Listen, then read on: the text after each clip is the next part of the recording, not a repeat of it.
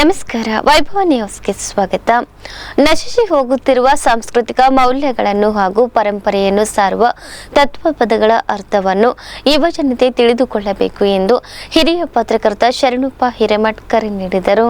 ಅವರು ನಗರದ ABS brilliant ಕಾಲೇಜಿನಲ್ಲಿ ಕನ್ನಡ ಸಾಹಿತ್ಯ ಪರಿಷತ್ ತಾಲೂಕಾ ಘಟಕದಿಂದ ಹಮ್ಮಿಕೊಂಡಿದ್ದ ದತ್ತಿ ಉಪನ್ಯಾಸ ಕಾರ್ಯಕ್ರಮವನ್ನು ಉದ್ಘಾಟಿಸಿ ಮಾತನಾಡಿದರು. ಭಾರತ ದೇಶದಲ್ಲಿ ತತ್ವಪದಕ್ಕೆ ತನ್ನದೇ ಆದ ಪಾರಂಪರಿಕ ನೆಲೆಯಿದೆ. ತಮ್ಮನ್ನು ತಾವು ಅರ್ಥೈಸಿಕೊಳ್ಳುವ, ತಮ್ಮೊಳಗಿನ ತನವನ್ನು ತಿಳಿದುಕೊಳ್ಳುವ ನೆಲೆಯತ್ತ ತತ್ವಪದಕಾರರು, ಸೂಫಿ ಸಂತರು ತತ್ವಪದಗಳನ್ನು ಹಾಡಿ ಸಮಾಜಕ್ಕೆ ಸಂದೇಶ ಸಾರಿ ಸಮತೋಲನದ ಸಮಾಜ ನಿರ್ಮಾಣ ಮಾಡಿದ್ದಾರೆ. ಸಮತೆಯ ಹಣತೆಯನ್ನು ಹಚ್ಚಲು ತಮ್ಮ ಜೀವಮಾನವನ್ನೇ ಜನತೆಗಾಗಿ ಸಮರ್ಪಿಸಿದ್ದಾರೆ. ಅದರಲ್ಲೂ ಹೈದರಾಬಾದ್, ಕರ್ನಾಟಕ ಭಾಗದಲ್ಲಿ ಅನೇಕ ತತ್ವಪದಕಾರರು, ಸೂಫಿ ಸಂತರು ಭಾವೈಕ್ಯತೆ ಸಾರಿ ಎಲ್ಲರೂ ಒಂದೇ ಎನ್ನುವ ಸಂದೇಶ ಸಾರಿದ್ದು ಶ್ಲಾಘನೀಯವಾಗಿದೆ ಎಂದರು. ಚಿಂತಕ ಗೋವಿಂದರಾಜ್ ಬಾರ್ಕೇರ್ ಉಪನ್ಯಾಸ ನೀಡಿ ತತ್ವಪದಕಾರರು ಶತಮಾನಗಳಿಂದ ಸಮಾನತೆಯ ಸಮಾಜವನ್ನು ನಿರ್ಮಿಸಲು ಹಾಡುಗಳ ಮುಖಾಂತರ ಜನತೆಗೆ ಭ್ರಾತೃತ್ವ ಸಾರಿದ್ದಾರೆ. ಮನುಕುಲಂ ತಾನೊಂದೇ ವಲಂ ಎನ್ನುವಂತೆ ಎಲ್ಲ ಧರ್ಮಗಳ ಸಾರಗಳು ಮನುಕುಲವನ್ನು ಉಳಿಸುವ ಸಾಧನಗಳು. ದಯವೇ ಧರ್ಮದ ಮೂಲವೆಂದು ಸಾರಿ ನಮಗೆ ಸಂದೇಶಗಳ ಬುದ್ಧಿ ಕಟ್ಟಿಕೊಟ್ಟಿದ್ದಾರೆ ಎಂದರು. ಕನ್ನಡ ಸಾಹಿತ್ಯ ಪರಿಷತ್ ತಾಲೂಕಾಧ್ಯಕ್ಷ ಪಂಪಯ್ಯ ಸ್ವಾಮಿ ಸಾಲಿಮಠ್ ಕಾರ್ಯಕ್ರಮದ ಅಧ್ಯಕ್ಷತೆ ವಹಿಸಿದ್ದರು.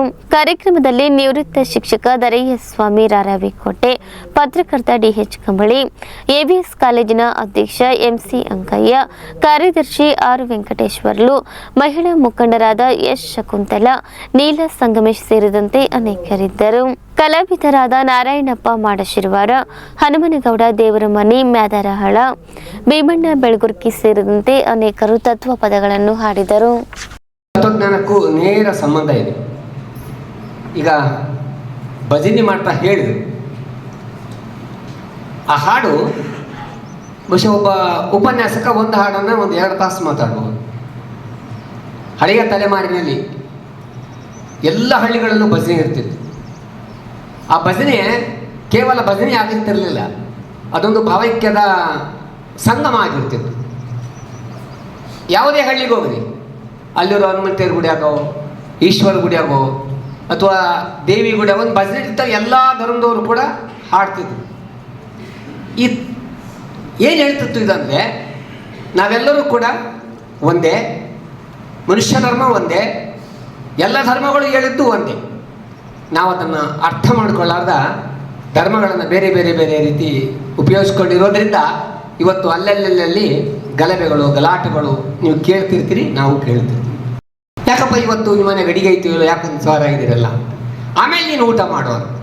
പക്ഷെ ಇದಕ್ಕಿಂತ ದೊಡ್ಡ ಧರ್ಮದ ಸಾರ ಮತ್ತೊಂದಿಲ್ಲ. ಆದರೆ ಅದನ್ನು ಹೆಂಗೆಂಗೋ ತಿರುವಿ ನಾವು ಏನೋ ಮಾಡಿಬಿಟ್ಟಿದ್ದೀವಿ.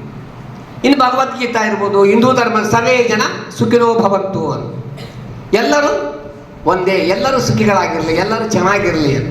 ಇನ್ನು ಬೈಬಲ್ ಅಂತೂ ಅದ್ಭುತವಾಗಿ ಹೇಳುತ್ತೆ. ನಿಮ್ಗೆ ಗೊತ್ತಿರಲಿ, ಯೇಸುವಿನ ಕೊನೆ ಗಳಿಗೆ ನೀವೆಲ್ಲ ಓದಿರ್ತೀರಿ. ಮಳೆ ಹೊಡೆದರೂ ಕೂಡ ಸಾಯುವ ಕೊನೆ ಗಳಿಗೆಯಲ್ಲಿ ಆ ಮನುಷ್ಯ ಹೇಳ್ತಾನೆ, ದೇವರೇ ಇವ್ರು ಏನು ಮಾಡ್ತಾರಂತ ಗೊತ್ತಿಲ್ಲ, ದಯವಿಟ್ಟು ಇವ್ರನ್ನ ಕ್ಷಮಿಸಿಬಿಡು ಅಂತ. ಕೊನೆ ಗಳಿಗೆಯಲ್ಲಿ ಮಳೆ ಹೊಡೆದ್ರಲ್ಲ, ಸ್ವಲ್ಪ ಎಲ್ಲಾದ್ರೂ ಮುಳ್ಳಟ್ರೆ ನಮ್ಮ ಪರಿಸ್ಥಿತಿ ಅಯೋಮಯ ಆಗಿರ್ತದೆ. ಅಂದರೆ ಮಕ್ಕಳು, ವಿದ್ಯಾರ್ಥಿಗಳು, ಉಪನ್ಯಾಸಕರು, ತತ್ವಪದಕಾರರು ಅಧ್ಯಯನ ಮಾಡುವುದರ ಜೊತೆಗೆ ಮಕ್ಕಳನ್ನು ಮುಖ್ಯವಾಹಿನಿ ಕರ್ಕೊಂಬರ್ಬೇಕಾಗಿತ್ತು. ಇಲ್ಲ ಅಂದರೆ ಬಹುಶಃ ಭಾಳ ನೀವು ತಿಳ್ಕೊಂಡಷ್ಟಿಲ್ಲ, ಭೀಕರ ಆಗುತ್ತೆ.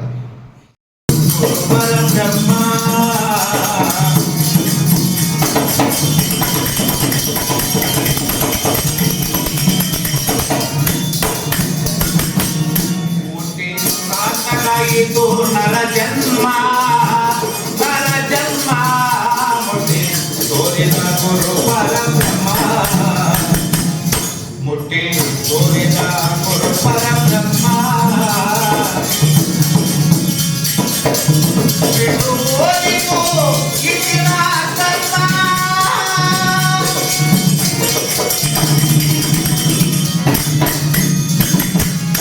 ಬಿಟ್ಟು ಹೋಗಿತು ಇಲ್ಲಿನ ಕರ್ಮ, ಮುಟ್ಟಿ ತೋರಿದ ಗುರು ಪರಬ್ರಹ್ಮ,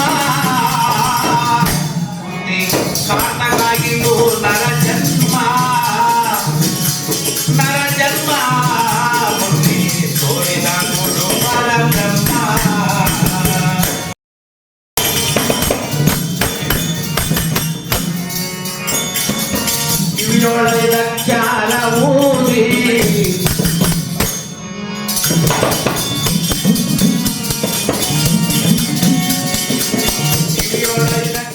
ಮಸ್ಕಿ ತಾಲೂಕು ಸರ್ಕಾರಿ ನೌಕರರ ಸಂಘದ ಅಧ್ಯಕ್ಷ ಉಪನ್ಯಾಸಕ ಶಂಕರಗೌಡ ಪಾಟೀಲ್ ಕರಡ್ಕಲ್ ಹೃದಯಾಘಾತದಿಂದ ಸಾವನ್ನಪ್ಪಿದ್ದಾರೆ. ಶಂಕರಗೌಡ ಪಾಟೀಲ್ ಅವರು ಬಳ್ಳಾರಿಗೆ ಮೌಲ್ಯಮಾಪನ ಮಾಡಲು ತೆರಳಿದ್ದರು. ಮೌಲ್ಯಮಾಪನ ಕಾರ್ಯದಲ್ಲಿರುವಾಗಲೇ ಆರೋಗ್ಯದಲ್ಲಿ ದಿಢೀರ್ ಏರುಪೇರಾಗಿ ಶಂಕರಗೌಡ ಅವರು ಕುಸಿದು ಬಿದ್ದಿದ್ದಾರೆ. ನಂತರ ಸ್ಥಳದಲ್ಲಿದ್ದವರು ಚಿಕಿತ್ಸೆ ಕೊಡಿಸಲು ಸ್ಥಳೀಯ ಆಸ್ಪತ್ರೆಗೆ ಕರೆದೊಯ್ದಿದ್ದು ಚಿಕಿತ್ಸೆ ಫಲಕಾರಿಯಾಗದೆ ಮೃತಪಟ್ಟಿದ್ದಾರೆ. ಮೃತರ ನಿಧನಕ್ಕೆ ಸಿಂಧನೂರು ತಾಲೂಕಾ ಸರ್ಕಾರಿ ನೌಕರರ ಸಂಘದ ಅಧ್ಯಕ್ಷ ಚಂದ್ರಶೇಖರ್ ಹಿರೇಮಠ ಹಾಗೂ ಪದಾಧಿಕಾರಿಗಳು ಮತ್ತು ವಿವಿಧ ಸರ್ಕಾರಿ ಹಾಗೂ ಖಾಸಗಿ ಉಪನ್ಯಾಸಕರು ಸಂತಾಪ ಸೂಚಿಸಿದ್ದಾರೆ. ತಾಲೂಕಿನ ಬರ್ಮಾ ಕ್ಯಾಂಪಿನಲ್ಲಿ ಶ್ರೀ ಪೀಳಿಕಾನ್ ಮುನೀಶ್ವರ ಮತ್ತು ಶ್ರೀ ಅಂಗಾಳ ಪರಮೇಶ್ವರಿ ಅವರ 41ನೇ ವರ್ಷದ ಜಾತ್ರಾ ಮಹೋತ್ಸವವು ಶ್ರದ್ಧಾ ಭಕ್ತಿಯಿಂದ ಅದ್ದೂರಿಯಾಗಿ ಜರುಗಿತು. ಪ್ರತಿ ವರ್ಷದ ಪದ್ಧತಿಯಂತೆ ಈ ವರ್ಷವೂ ಸಹ ಬರ್ಮಾ ಕ್ಯಾಂಪಿನಲ್ಲಿ ಶ್ರೀ ಪೀಳಿಕಾನ್ ಮುನೀಶ್ವರ ಮತ್ತು ಶ್ರೀ ಅಂಗಾಳ ಪರಮೇಶ್ವರಿ ಜಾತ್ರಾ ಮಹೋತ್ಸವವು ದೇವಸ್ಥಾನದಲ್ಲಿ ಸಂಜೆ ಪೂಜಾ ಕಾರ್ಯಕ್ರಮ ಸಕಲ ವಿಧಿವಿಧಾನಗಳೊಂದಿಗೆ ಜರುಗಿತು. ಭಕ್ತರು ಗಂಗಾ ಸ್ಥಳಕ್ಕೆ ಹೋಗಿ ಅಲ್ಲಿಂದ ಮೆರವಣಿಗೆ ಮೂಲಕ ದೇವಸ್ಥಾನಕ್ಕೆ ಆಗಮಿಸಿ ಅಗ್ನಿ ಪ್ರವೇಶದ ಉತ್ಸವದಲ್ಲಿ ಪಾಲ್ಗೊಂಡು ಕೃತಾರ್ಥರಾದರು. ದೂರದ ಬರ್ಮಾ ದೇಶದಿಂದ 4 ದಶಕಗಳ ಹಿಂದೆ ಭಾರತಕ್ಕೆ ವಲಸೆ ಬಂದಿರುವ ಇಲ್ಲಿನ ನಿವಾಸಿಗಳು ತಮ್ಮ ಜೊತೆ ಈ ಸಾಂಸ್ಕೃತಿಕ ಆಚರಣೆಗಳನ್ನು ತೆಗೆದುಕೊಂಡು ಬಂದಿದ್ದು ಅಂದಿನಿಂದ ಇಂದಿನವರೆಗೂ ಈ ಆಚರಣೆಗಳನ್ನು ಪ್ರತಿ ವರ್ಷ ಆಚರಣೆ ಮಾಡುತ್ತಿದ್ದಾರೆ. ಭಕ್ತರು ಅಂಗಾಳ ಪರಮೇಶ್ವರಿ ವ್ರತವನ್ನು 10 ದಿನಗಳವರೆಗೆ ಆಚರಣೆಯನ್ನು ಮಾಡುತ್ತಾರೆ. ಅಯ್ಯಪ್ಪ ಸ್ವಾಮಿ ಮಾಲಾಧಾರಣೆಯಂತೆ ಇವರು ಕೂಡ ಮಾಲೆ ಹಾಕಿಕೊಂಡು ಕಟ್ಟುನಿಟ್ಟಿನ ಆಚರಣೆಯಲ್ಲಿ ಪಾಲ್ಗೊಳ್ಳುತ್ತಾರೆ. ಜಾತ್ರೆಯ ದಿನ ಭಕ್ತರು ಕಾವಡಿಯ ಶಸ್ತ್ರಗಳನ್ನು ಹಾಕಿಕೊಂಡು ಪರಮೇಶ್ವರಿಯ ಜಯ ಘೋಷಣೆ ಮಾಡುತ್ತಾ ಸಾಗುವುದು ನೆರೆದ ಭಕ್ತರಿಗೆ ರೋಮಾಂಚನದ ಸ್ಪರ್ಶ ನೀಡುತ್ತದೆ. ಯಜ್ಞಕುಂಡಕ್ಕೆ ದೇವಿಯ ಗುಡಿಯಿಂದ ವಸ್ತ್ರದಲ್ಲಿ ಬೆಂಕಿಯ ಕೆಂಡಗಳನ್ನು ಹಾಕಿಕೊಂಡು ಯಜ್ಞಕುಂಡದ ಸೌದೆಗೆ ಸ್ಪರ್ಶ ಮಾಡಿ ಬೆಂಕಿ ಹೊತ್ತಿಸುವ ಆಚರಣೆ ಭಕ್ತಿಯ ಪರಾಕಾಷ್ಠೆಯ ಪ್ರದರ್ಶನ ಮಾಡುತ್ತದೆ. ಈ ಉತ್ಸವದಲ್ಲಿ ತಾಲೂಕಿನ ವಿವಿಧ ಹಳ್ಳಿಗಳಿಂದ ನೂರಾರು ಭಕ್ತರು ಆಗಮಿಸಿದ್ದರು.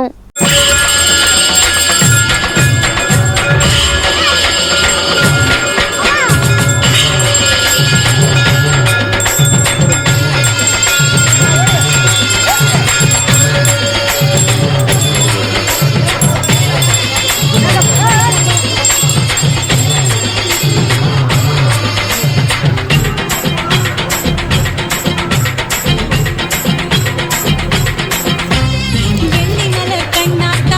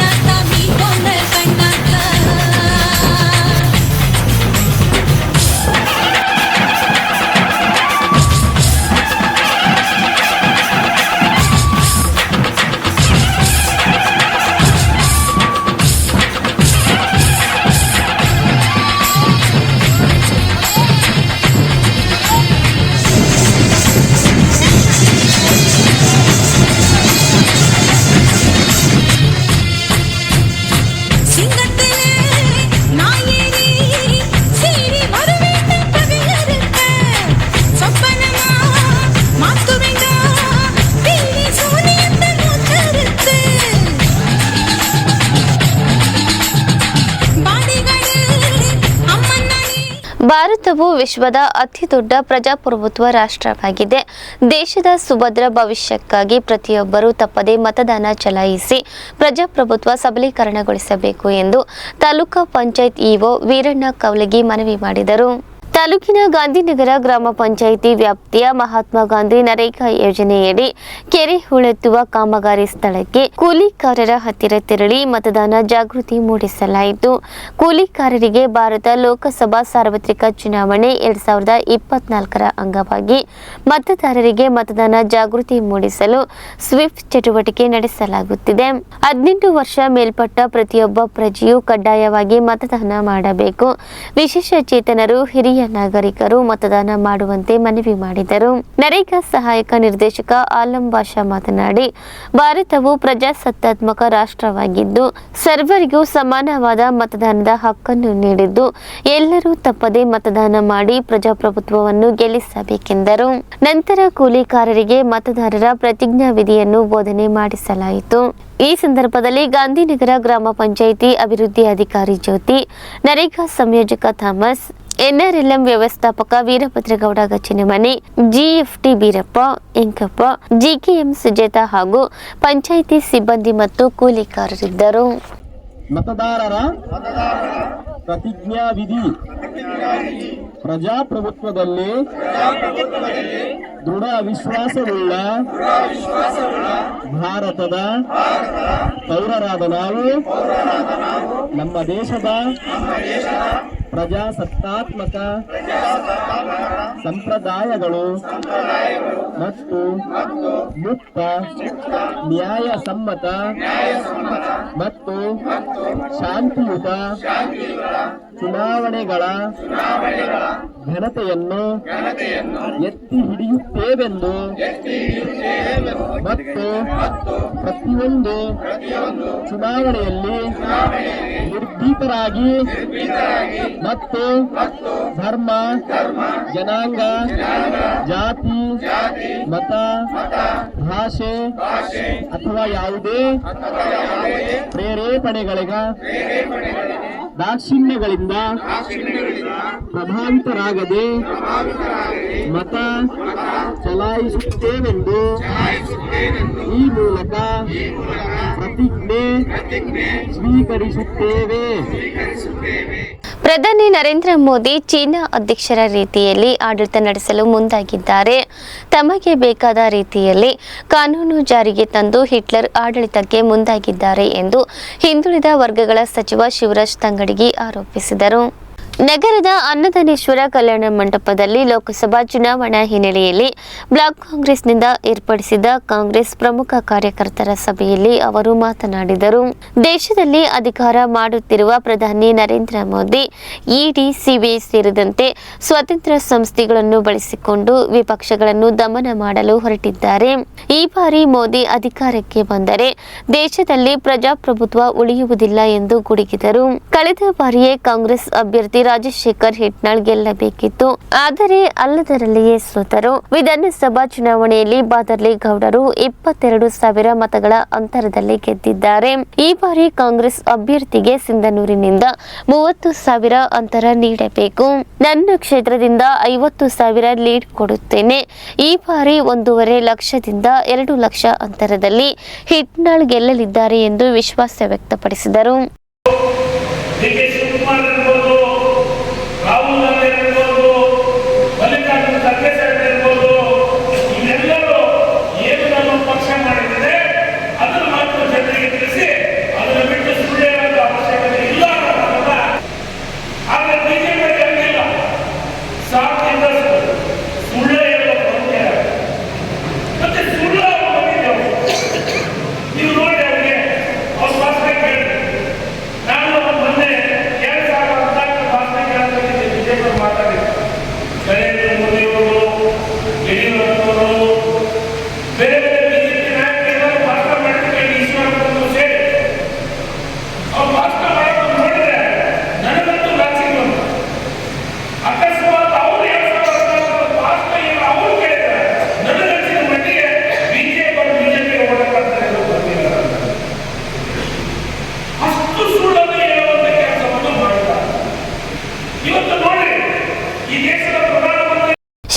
ಹಂಪನಗೌಡ ಬಾದರ್ಲಿ ಮಾತನಾಡಿ, ಪ್ರಜಾಪ್ರಭುತ್ವ ಉಳಿಯಬೇಕು, ಜನತೆ ನೆಮ್ಮದಿಯಿಂದ ಬದುಕಬೇಕು ಎಂದರೆ ದೇಶದಲ್ಲಿ ಕಾಂಗ್ರೆಸ್ ಅಧಿಕಾರಕ್ಕೆ ಬರಬೇಕು.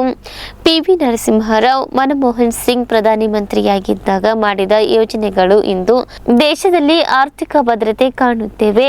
ಚುನಾವಣೆ ಬಂದಿದೆ ಎಂದು ಪೆಟ್ರೋಲ್, ಗ್ಯಾಸ್ ಬೆಲೆ ಅಲ್ಪ ಕಡಿಮೆ ಮಾಡಿರುವುದೇ ಬಿಜೆಪಿ ಸಾಧನೆ. ರಾಜ್ಯದಲ್ಲಿ ಭೀಕರ ಬರಗಾಲದ ನಡುವೆಯೂ ಭರವಸೆಯಂತೆ 5 ಗ್ಯಾರಂಟಿಗಳನ್ನು ಜಾರಿಗೆ ತಂದಿದ್ದೇವೆ.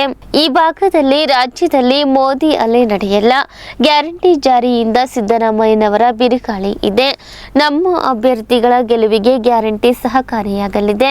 ನಮ್ಮ ಸಿಂಧನೂರು ಕ್ಷೇತ್ರದಿಂದ ಹೆಚ್ಚಿನ ಅಂತರ ಸಿಗಲಿದೆ ಎಂದು ಭರವಸೆ ನೀಡಿದರು. ಇವತ್ತು ನಮ್ಮ ಮುಂದೆ ಮತ್ತು ನಿಮ್ಮ ಮುಂದೆ ಇರತಕ್ಕಂಥ ಅನೇಕ ವಿಚಾರಗಳು ಇವತ್ತು ನಮ್ಮ ಕೊಪ್ಪಳ ಲೋಕಸಭಾ ಕ್ಷೇತ್ರದ ವ್ಯಾಪ್ತಿಯಲ್ಲಿ 8 ಕ್ಷೇತ್ರಗಳು ಬರ್ತವೆ. ಸಿರುಗುಪ್ಪ, ಸಿನ್ನೂರು, ಮಸ್ಕಿ, ಕನಗಿರಿ, ಗಂಗಾವತಿ, ಕೊಪ್ಪಳ, ಕುಷ್ಟಗಿ. ಈ 8 ಕ್ಷೇತ್ರಗಳಲ್ಲಿ ಸುಮಾರು 5 ಕ್ಷೇತ್ರಗಳಲ್ಲಿ ಕಾಂಗ್ರೆಸ್ ಪಕ್ಷದ ಶಾಸಕರಿದ್ದಾರೆ. 6 ಇಬ್ಬರು ಮಾತ್ರ ಇಲ್ಲ, ಕುಷ್ಟಗಿ ಅಂಡ್ ಗಂಗಾವತಿ. ಈ 8 ಕ್ಷೇತ್ರಗಳಲ್ಲಿ ನಮ್ಮ ಯತ್ನಾಳ್ ಕುಟುಂಬದವರು ಮೊದಲು ಬೂತ್ 2 ಚುನಾವಣೆಯಿಂದ ಬಸವರಾಜಪ್ಪ ಅವರು ಲೋಕಸಭಾ ಕ್ಷೇತ್ರಕ್ಕೆ ನಿಂತಿದ್ರು.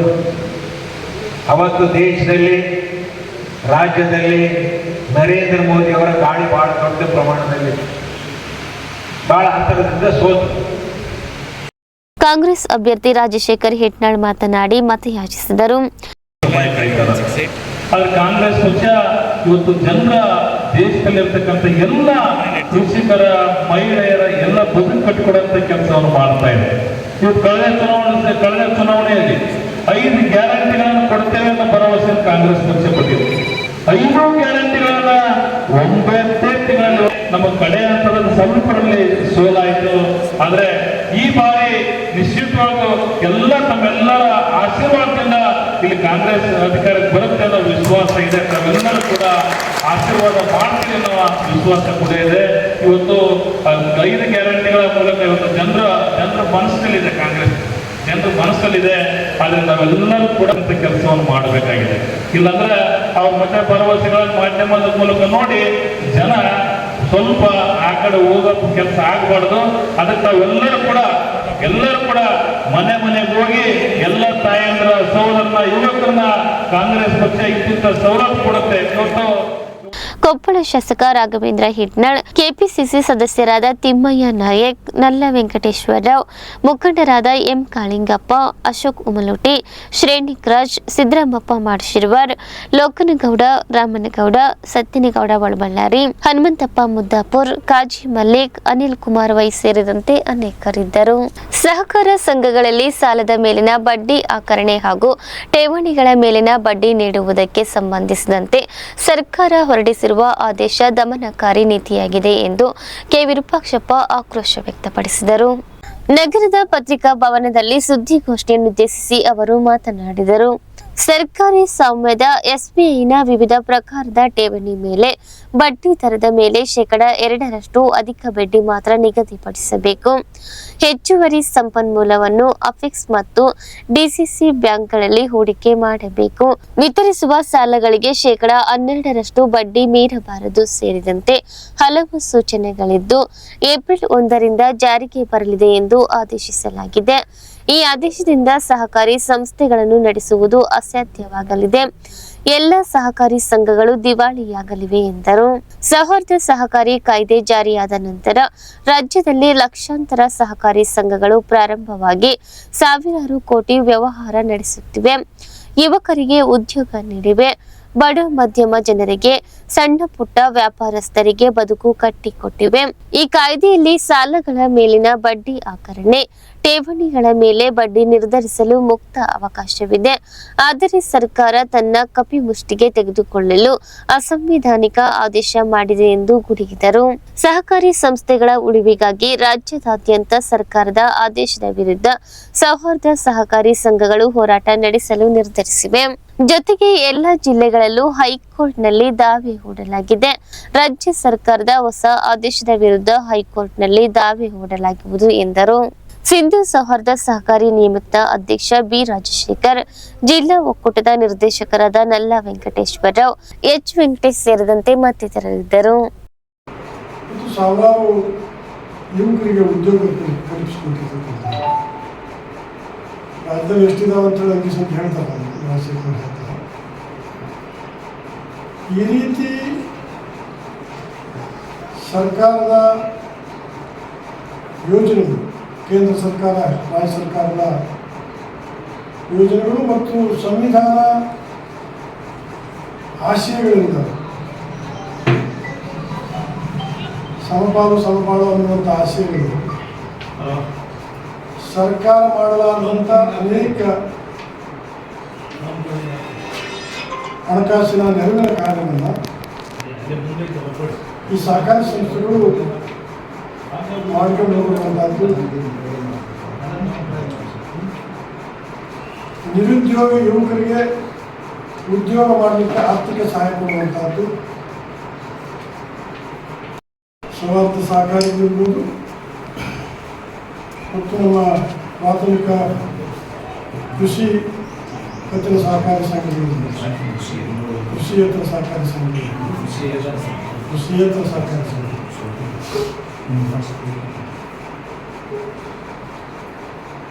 ಸುಮಾರು ಕರ್ನಾಟಕ ರಾಜ್ಯದಲ್ಲಿ ಸೌಹಾರ್ದ ಸಹಕಾರಿ ಕಾಯ್ದೆ ಜಾರಿಗೆ ಬಂದ ನಂತರ ಕರ್ನಾಟಕ ರಾಜ್ಯದಲ್ಲಿ ಒಂದು ಲಕ್ಷಾಂತರ ಸಹಕಾರಿ ಸಂಸ್ಥೆಗಳು ಇವತ್ತು ಪ್ರಾರಂಭ ಆಗುವುದರ ಮೂಲಕ ಸಾವಿರಾರು ಕೋಟಿ ಟರ್ನೋವರ್ ನಡೆದಿರ್ತಕ್ಕಂಥದ್ದು, ಕೋಟ್ಯಾಂತರ ಜನರಿಗೆ ಉದ್ಯೋಗ ಮಾಡಲಿಕ್ಕೆ ಸಾಲ ಕೊಟ್ಟಿರ್ತಕ್ಕಂಥದ್ದು. ಸ್ಪರ್ಧಾತ್ಮಕ ಪರೀಕ್ಷೆಗಳಲ್ಲಿ ಉತ್ತೀರ್ಣರಾಗಬೇಕು ಎಂದು ನಮ್ಮ ಭಾಗದ ವಿದ್ಯಾರ್ಥಿಗಳಿಗೆ ತರಬೇತಿ ಅಗತ್ಯವಾಗಿದೆ ಎಂದು ನೇತ್ರತಜ್ಞ ಡಾಕ್ಟರ್ ಚಂದನಗೌಡ ಪಾಟೀಲ್ ಅಭಿಪ್ರಾಯಪಟ್ಟರು.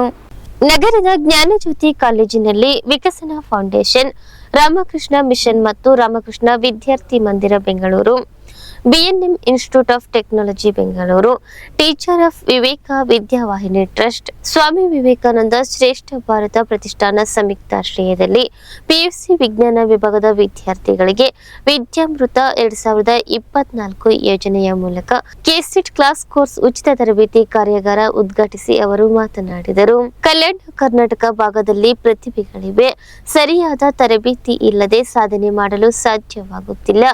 ಯಾವುದೇ ಸ್ಪರ್ಧಾತ್ಮಕ ಪರೀಕ್ಷೆಗಳನ್ನು ಎದುರಿಸಬೇಕಾದರೆ ಪೂರ್ವ ತಯಾರಿ ಅಗತ್ಯ, ಜೊತೆಗೆ ತರಬೇತಿಯೂ ಬೇಕಾಗುತ್ತದೆ. ಈ ರೀತಿ ತರಬೇತಿಗಳನ್ನು ನಡೆಸುವ ಮೂಲಕ ವಿದ್ಯಾರ್ಥಿಗಳಲ್ಲಿ ಆತ್ಮಸ್ಥೈರ್ಯ ತುಂಬುವ ಕೆಲಸ ಮಾಡುತ್ತಿರುವುದು ಶ್ಲಾಘನೀಯ ಎಂದರು. ಕಾರ್ಯಕ್ರಮದಲ್ಲಿ ಉಪನ್ಯಾಸಕ ಶರಣಪ್ಪ ಹೊಸಳ್ಳಿ, ಎವಿಎಸ್ ಕಾಲೇಜಿನ ಪ್ರಾಚಾರ್ಯ ನಿಂಗರಾಜ್ ಗೋಗೇರಿ ವಿದ್ಯಾರ್ಥಿಗಳಿಗೆ ತರಬೇತಿಯ ಪ್ರಯೋಜನ ಪಡೆದುಕೊಂಡು ಸಾಧನೆ ಮಾಡಬೇಕೆಂದು ಸಲಹೆ ನೀಡಿದರು. ಮೈಸೂರಿನ ಭೌತಶಾಸ್ತ್ರ ಉಪನ್ಯಾಸಕ ಗಂಗಾಧರ್ ತರಬೇತಿಯ ಮಹತ್ವದ ಕುರಿತು ಮಾತನಾಡಿದರು. ಜ್ಞಾನಜ್ಯೋತಿ ಕಾಲೇಜಿನ ಪ್ರಾಚಾರ್ಯ ವಿಷ್ಣುವರ್ಧನ್ ರೆಡ್ಡಿ ಕಾರ್ಯಕ್ರಮದ ಅಧ್ಯಕ್ಷತೆ ವಹಿಸಿದ್ದರು. ಇಲ್ಲಿಗೆ ಇಂದಿನ ವಾರ್ತಾ ಪ್ರಸಾರ ಮುಕ್ತಾಯವಾಯಿತು. ನಿರಂತರವಾಗಿ ವೀಕ್ಷಿಸಿ ವೈಭವ ಟಿವಿ. ವಂದನೆಗಳೊಂದಿಗೆ ದೇವಿಕಾ ಚನ್ನಬಸವ.